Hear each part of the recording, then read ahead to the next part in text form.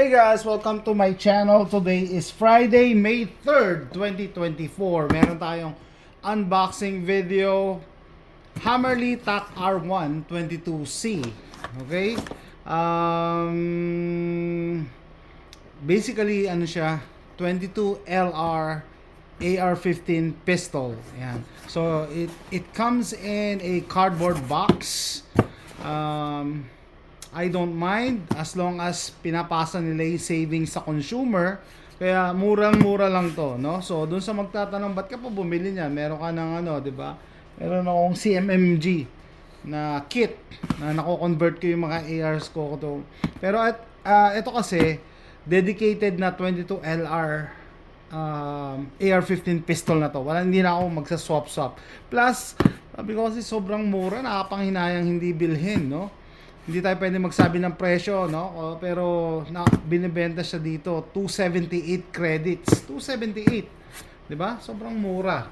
San ka pa? Gusto ko talaga bumili ng no HK version. HK version kaso hindi bumababa sa 400 credits eh. Anyway, basically they are the same gun. Paano ko nasabi? Kasi parehas lang ang gumawa eh. Walter Umarex ang gumawa, no? Of Germany. So, iniba lang nila yung branding, Hammerly TAC R1. So, wala pa akong nakikita ang Hammerly TAC R1 sa internet or sa YouTube, mga videos, no, unboxing videos. I think this is the first time. Usually, Hammerly TAC R1 rifles ang nakikita. So, tara, buksan na natin. R1 22C. Okay. Kasama siya siyempre yung manual na maganda ang illustrations. Pero yung sa picture dito, yung rifle, no? Rifle, tingnan nyo, rifle. Yan. So maganda illustrations. Okay, so dedicated na ano siya, 22 LR.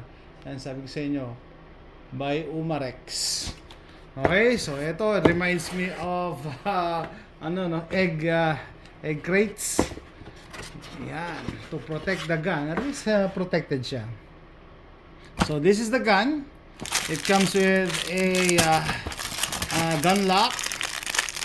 Pero branded siya, Walter. Ano yung ginagamit ng mga to? Anyway, tool. So, para saan tong tool na to? I think para dito sa likod. Kung saan mo man pwedeng gamitin yan. Kasi alam niyo pagka AR-15 yan eh. And ito yung isa niyang magazine na kasama, 20 round magazine. And ito yung barrel, wala nang laman. That's it. Okay. Okay, so malamang yung tool na yon para dito sa muzzle brake. Yan o. Muzzle brake. Hindi tayo pwede magpakita ng mga mods, no? Ayaw ni YouTube eh. Anyway, so yung muzzle brake niya, bird cage pero butas lahat all throughout. Okay lang yan.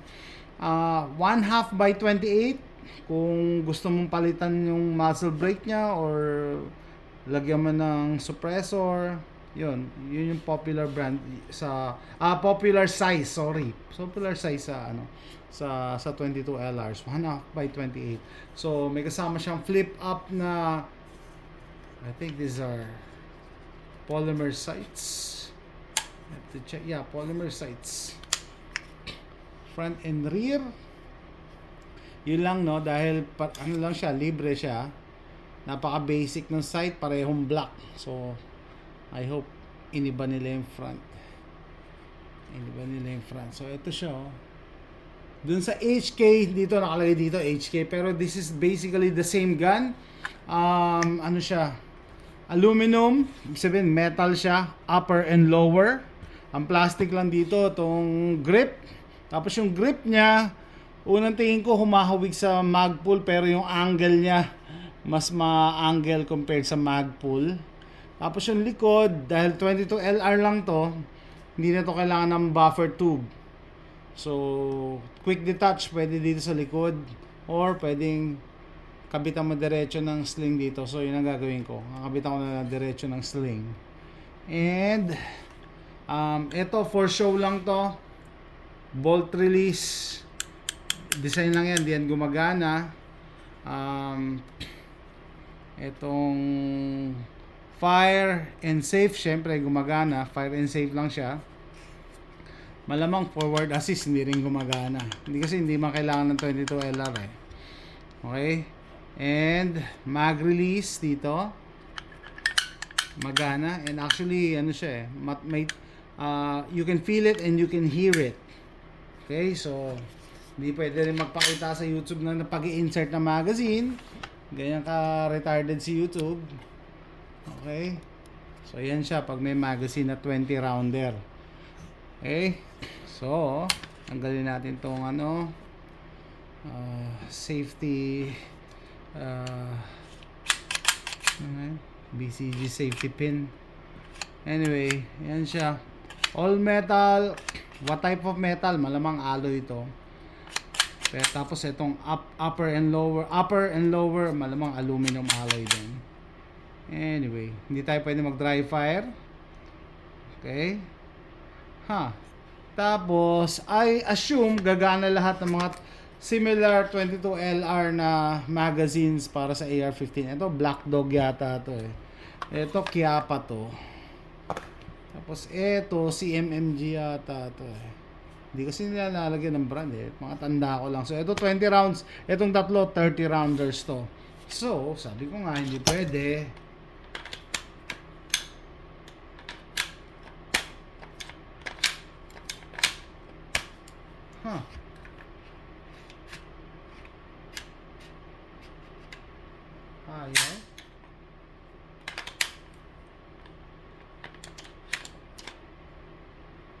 Ayaw.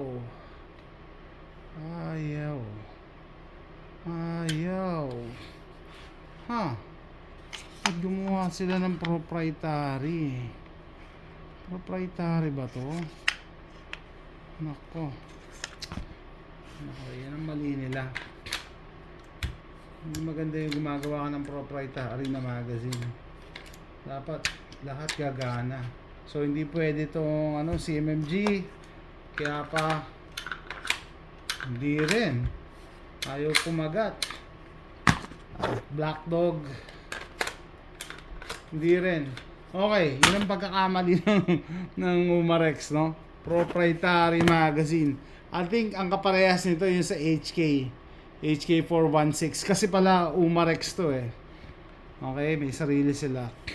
So I need to get some magazines for this. Iba yung design. Iba. Iba dito, may cut dito, may cut. Ito wala. Tapos parang mas mataba siya as compared. Tama, mas mataba nga. I don't know. Basta ayaw kumagat ng mag-catch. Ayaw kumagat. Anyway, yan. Bago ko naman to binili, no, I was looking online, wala akong makitang nag-unbox or nagsushooting ng pistol version, puro rifle version, and wala naman ako nakitang pangit na review. So to start with, pag all metal, less likely to go wrong as compared sa may mga polymer na parts. Bakit? Kasi yung polymer, kahit gaano ka siya katibay, may flex. Hindi natin nakikita yan minsan eh, pero pag in-slow mo, nagbabibrate yung polymer eh. Saan yan safe, magana naman. Okay. Yung ilalim ng grip, walang cover. Anyway, dedicated pistol. So etong barrel na to, malamang hindi ko napakikialaman yung likod nito. Talagang pistol lang siya. Ang gagawin ko dito single point sling. Tapos pag-iisipan ko pa kung lalagyan ko siya ng red dot. Okay. So that's it guys. Quick unboxing lang tayo muna ngayon. Hammerly TAC R1 22C na pistol version by Walter Umarex. Yan pa paggamit yan. Yan. So, tingnan natin, makapag-range time tayo this Tuesday. Okay guys, bye! See you next time.